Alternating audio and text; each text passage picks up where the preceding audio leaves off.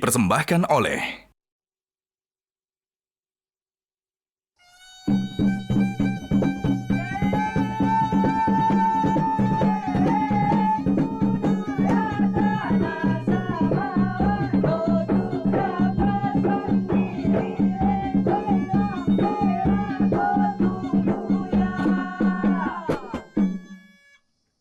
Assalamualaikum warahmatullahi wabarakatuh. Waalaikumsalam warahmatullahi wabarakatuh. Ini kita sering mendengar istilah Islam kemajuan ini, Prof. Saya ingin bertanya, apa kaitan Islam dengan kemajuan itu sendiri, Prof? Iya, hubungannya sangat erat sekali. Sehingga Islam bisa disebut sebagai agama kemajuan, dinul hadarah ya.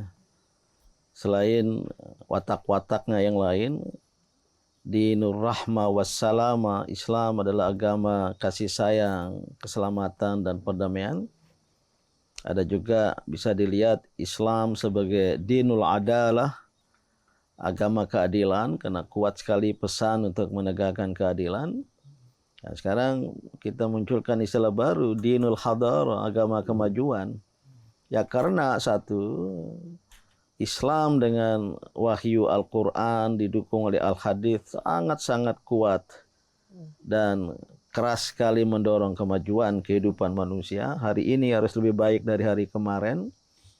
Itulah yang dalam sejarah Islam telah mewujudkan peradaban maju. Ya.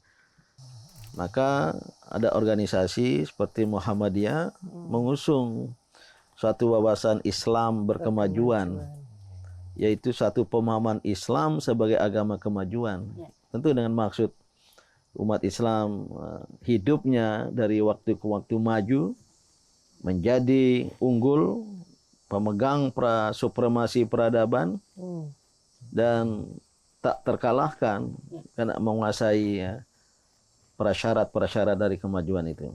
Saya suka dengan National Geographic nontonnya. Jadi akhir-akhir ini ada YouTube yang menyatakan bahwa NASA itu punya pegawai satu. Dia itu menyelidiki langit.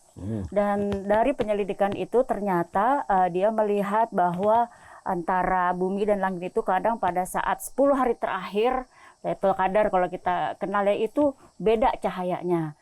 Dari situlah dia memeluk Islam. Nah, artinya di dalam Al-Quran sudah dijelaskan bagaimana keadaan pada saat Lailatul Qadar itu. Sementara NASA, ilmuwannya baru tahu sekarang. Artinya kan kemajuannya sejak zaman dahulu kala dan banyak penemuan yang Ya, lain. boleh jadi manusia, termasuk umat Islam atau non-Muslim, baru bisa membuktikan kebenaran Al-Quran sekian abad kemudian.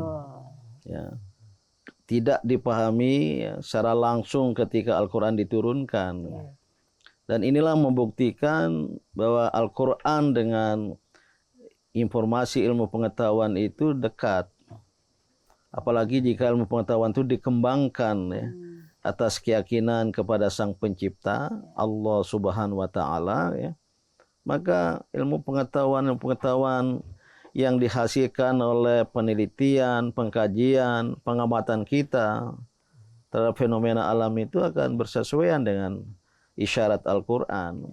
Ya, seperti mana dijelaskan tadi, Lailatul Qadar sekian abad yang lalu mengisyaratkan bahwa ketika Al-Quran diturunkan pada Lailatul Qadar, bukan malam Lailatul Qadar ya, Laila itu malam. Pada Lailatul Qadar itu ya, sekarang secara empiris, secara saintifik bisa dibuktikan ya. Walaupun ya tentu ya alam semesta ini bercahaya ya. Tidak hanya karena pas ada Lailatul Qadar, mungkin akan bercahaya kalau penduduk bumi ini terdiri dari orang-orang yang bercahaya, yang hatinya suci, yang hatinya bersih, berzikir pada Sang Pencipta.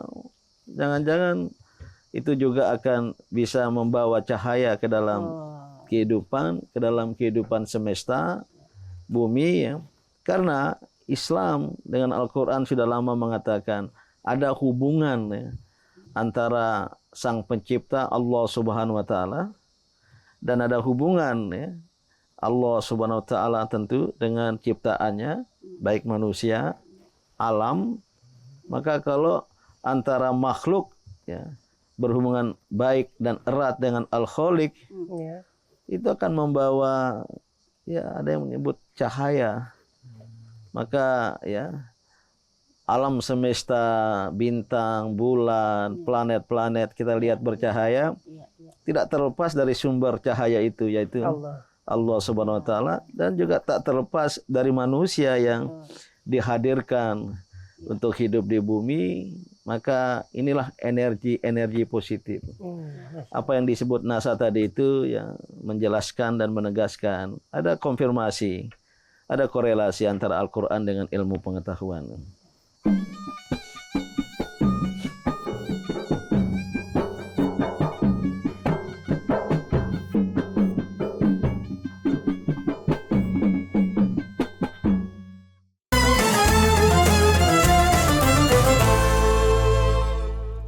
Dipersembahkan oleh Jelajahi cara baru mendapatkan informasi. Download Metro TV Extend sekarang.